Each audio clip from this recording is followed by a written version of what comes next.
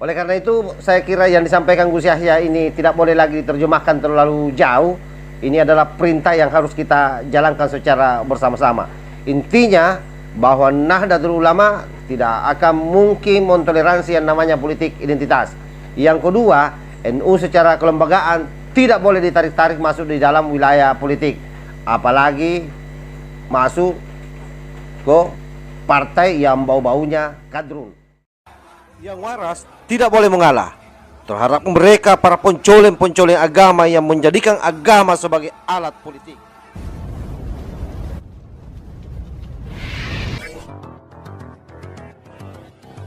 Assalamualaikum warahmatullahi wabarakatuh. Om Swastiastu, Namo Buddhaya, salam kebajikan. Sahabat-sahabat Tolang Sembilang yang saya hormati dimanapun juga berada. Akhir-akhir ini menjelang tahun 2024, kegelisahan banyak muncul di lapangan, terutama pada kaum Nahdien, mempertanyakan seperti apa posisi Nahdlatul Ulama dalam konteks politik. Oleh karena itu, Gus Yahya selaku Ketua Umum Nahdlatul Ulama itu sudah jauh hari sebelumnya sudah menegaskan untuk menolak politik identitas. Dan saya kira bukan tanpa alasan, bau-bau politik identitas itu sudah nyata ada, sehingga atas dasar tersebut saya kira Gus Yahya tidak salah mengeluarkan statement dan keputusan seperti itu. Lalu di mana Nahdlatul Ulama berlabuh dalam konteks politik, terutama pada Pileg dan Pilpres 2024? Kita simak secara bersama-sama seperti apa penjelasan, penegasan Gus Yahya selaku Ketum Nahdlatul Ulama terkait dengan posisi Nahdlatul Ulama dalam konteks politik. Oke, saya kira real ya. Ini sesuatu yang tidak bisa lagi diperdebatkan. Bahkan bagi Ketua Umum Nahdlatul Ulama, partai yang dilahirkan oleh NU pun, itu tidak boleh secara kelembagaan orang-orang NU menyeret-nyeret masuk ke dalam partai, kecuali secara personal. Makanya di beberapa bulan yang lalu ada ketua-ketua PC yang melakukan pertemuan dengan partai yang disinyalir mungkin salah seorang kandidat capres atau bakal capres di kantor PCNU. Itu Gus Yahya itu marah besar di situ. Langsung dipanggil ketuanya untuk menghadap. Soal parpol dilahirkan NU ini ya, ini tadi betul Gus Sekjen tadi. Ini yang bingung warga apa yang nanya gitu, atau pengurusnya. Sebetulnya ya, kalau kita ini mau baca saja keputusan-keputusan muktamar itu, ndak akan ada orang bingung. Jelas kok keputusan muktamarnya kok. Jangan baca itu rumusan tentang Khitoh Nahdiyah hasil muktamar ke 27 1984 di situ Pondok. Jangan baca itu keputusan 9 pokok pedoman berpolitik bagi warga Nahdlatul Ulama hasil muktamar ke-28 1989 di Krapyak, Yogyakarta. Ada semua, tinggal baca dan jelas, tidak butuh syarah sudah. Sampai cari, sampai baca gitu. Intinya itu sederhana juga, jangan gunakan NU sebagai lembaga untuk politik praktis. Itu tok. Sampeyan itu mau kampanye partai apapun namanya, asal tidak pakai lembaga, tidak masalah.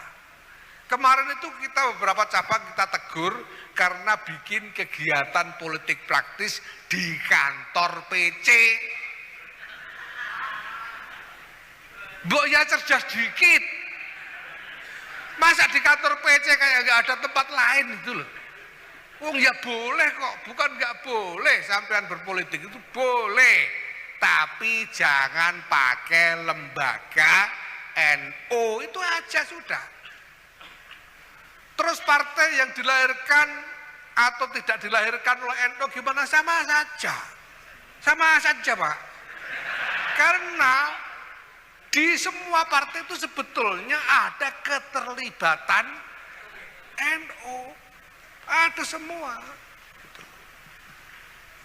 Dan warga NU ini tersebar kurang lebih merata di semua partai yang ada.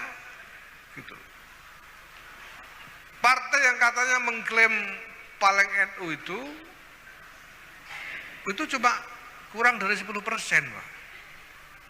Padahal NU itu lebih 50% dari warga Muslim Indonesia. Nah, masa kita cuma ngurus 10%, yang 40% nggak kita urus gitu.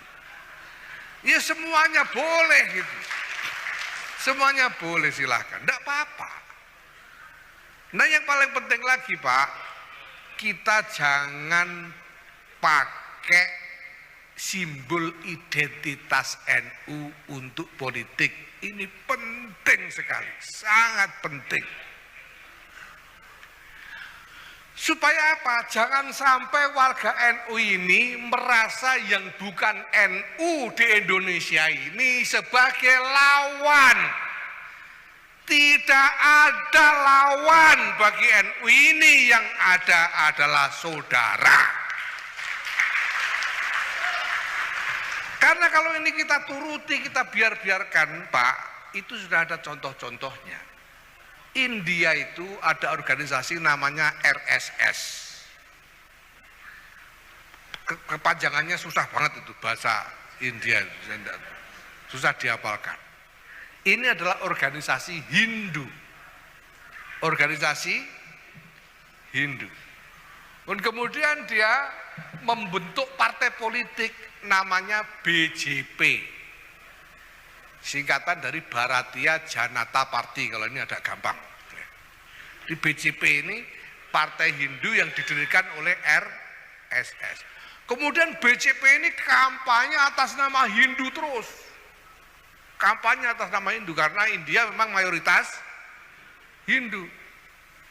Apa akibatnya? Ya menang terus sekarang BJP itu. Tapi yang terjadi, warga Hindu di India melihat yang bukan Hindu sebagai musuh, yang didiskriminasi, dipersekusi, bahkan dianiaya sehari-hari. Tidak ada hari di India kecuali ada penganiayaan kepada minoritas oleh mayoritas Hindu. Jangan sampai NU ini memicu keadaan seperti itu, jangan sampai. Wal iyadzubillah summal iyadzubillah. Loh, itu kan Hindu, kita kan Islam.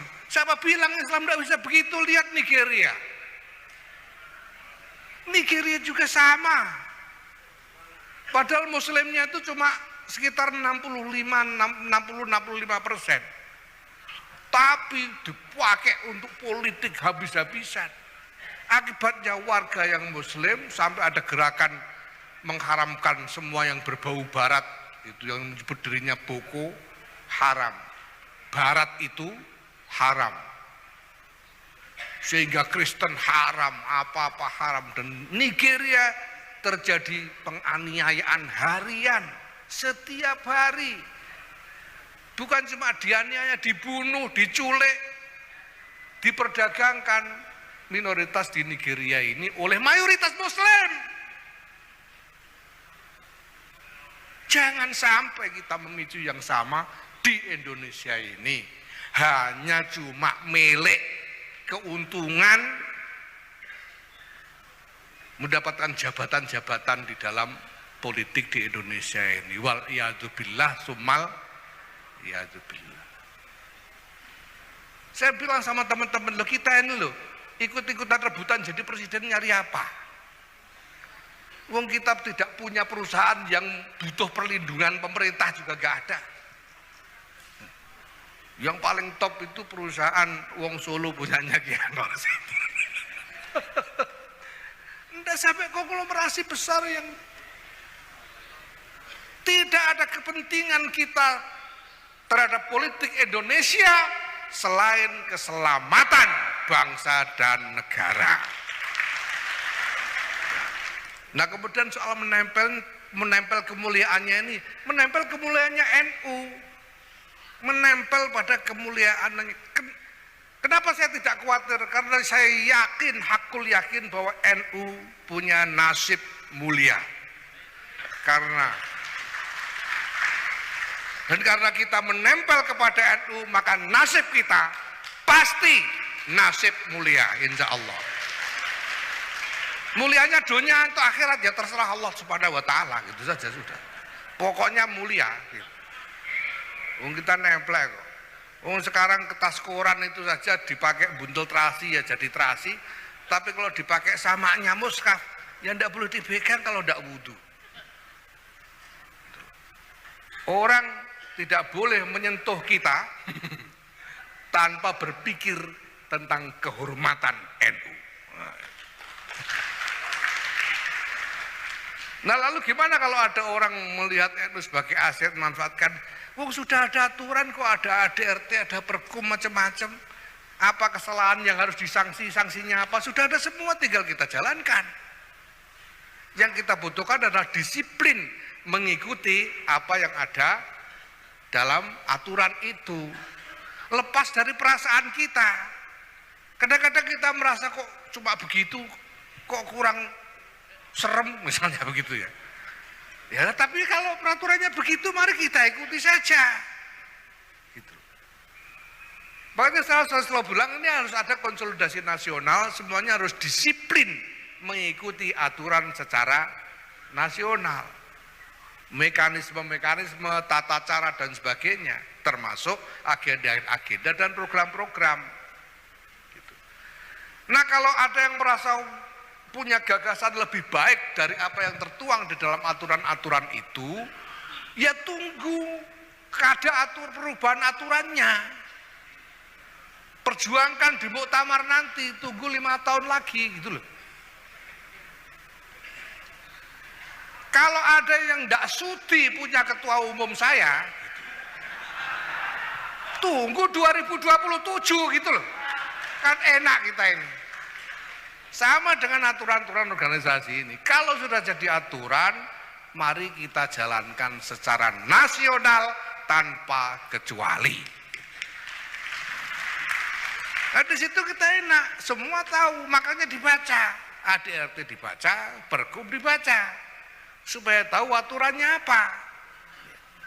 Karena ini adalah sanksi-sanksi dunia.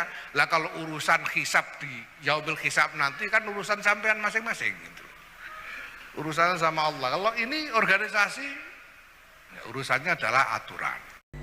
Oleh karena itu, saya kira yang disampaikan Gus Yahya ini tidak boleh lagi diterjemahkan terlalu jauh. Ini adalah perintah yang harus kita jalankan secara bersama-sama. Intinya bahwa Nahdlatul Ulama tidak akan mungkin mentoleransi yang namanya politik identitas.